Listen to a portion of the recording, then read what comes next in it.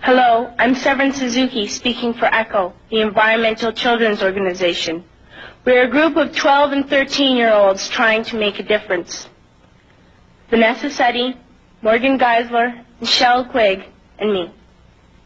We've raised all the money to come here ourselves, to come 5,000 miles to tell you adults you must change your ways.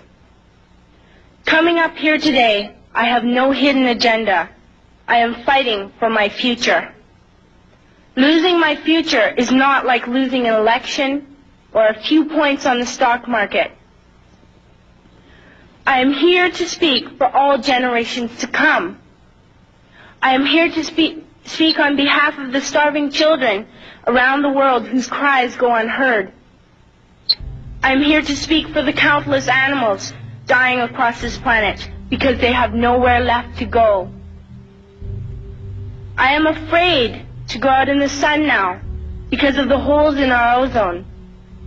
I am afraid to breathe the air because I don't know what chemicals are in it. I used to go fishing in Vancouver, my home, with my dad, until just a few years ago we found the fish full of cancers.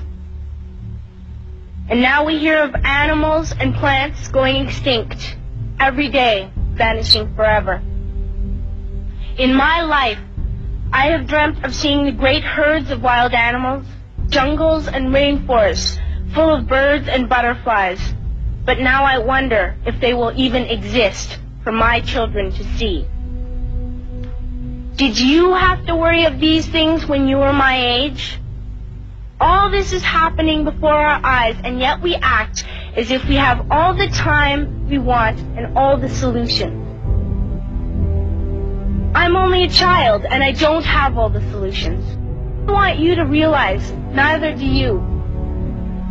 You don't know how to fix the holes in our ozone layer. You don't know how to bring the salmon back up in a dead stream. You don't know how to bring back an animal now extinct. And you can't bring back the forest that once grew where there is now a desert. If you don't know how to fix it, please stop breaking it. Here, you may be delegates of your governments, business people, organizers, reporters, or politicians, but really, your mothers and fathers, sisters and brothers, aunts and uncles, and all of you are someone's child.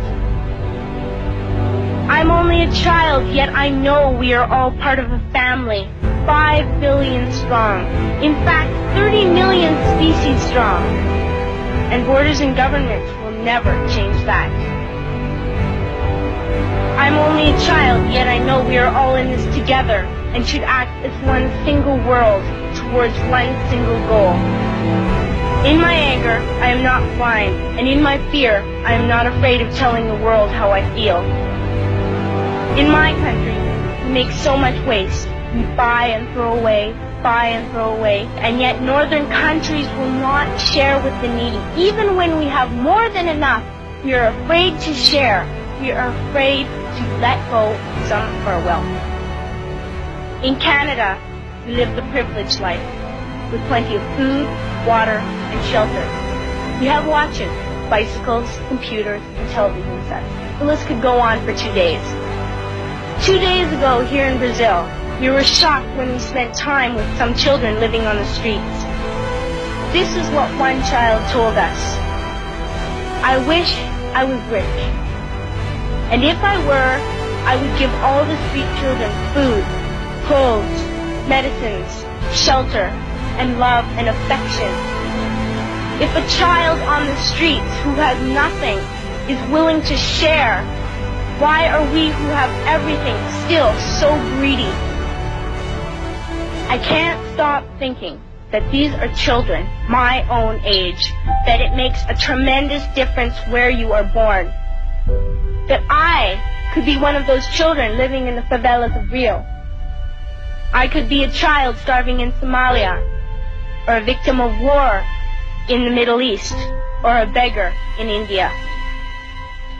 I am only a child, yet I know if all the money spent on war was spent on finding environmental answers, ending poverty, and finding treaties, what a wonderful place this earth would be. At school, even in kindergarten, you teach us how to behave in the world. You teach us not to fight with others, to work things out, to respect others, to clean up our mess, not to hurt other creatures, to share, not be greedy. Then why do you go out, do the things you tell us not to do? Do not forget why you are attending these conferences, who you're doing this for. We are your own children. You are deciding what kind of a world we are growing up in.